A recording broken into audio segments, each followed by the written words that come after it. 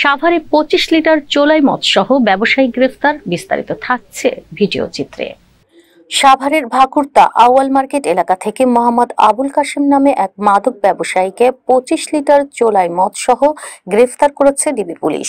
সোমবার দুপুরে ঢাকা জেলা ডিবি উত্তরের অফিসার ইনচার্জ মোহাম্মদ জালালউদ্দিন বলেন, আসামি মোহাম্মদ আবুল কাশেমের পিসিপি আর পর্যালোচনা করলে দেখা যায় তার বিরুদ্ধে মাদকদ্রব্য নিয়ন্ত্রণ আইনে 3টি মামলা রয়েছে।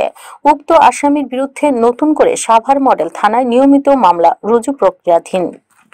ঢাকা জেলার অভিভাবক পুলিশ সুপার জনাব আনিসুজ্জামান পিপিএম স্যারের নির্দেশনায় ঢাকা জেলা ডিবি উত্তর প্রতিনিয়তই বিশেষ অভিযান পরিচালনা করে এবং স্যারের নির্দেশনা হচ্ছে যে মাদকে জিরো টলারেন্স আসতে হবে। তার ধারাবাহিকতায় আমরা আমাদের টিম প্রতিনিয়তই বিশেষ অভিযান পরিচালনা করি এবং বিশেষ অভিযান পরিচালনা করাকালীন সময় গতকালকে আশুলিয়া থেকে 2 জন মাদক ব্যবসায়ী যাদের কাছ থেকে 2 কেজি গাঁজা উদ্ধার করা হয়েছে এবং অপর প্রান্তে আমাদের আরেকটি টিম সাভার অভিযান চালিয়ে একজন ব্যক্তিকে 25 লিটার বাংলা মদ সহ গ্রেফতার করতে সক্ষম হয়েছে।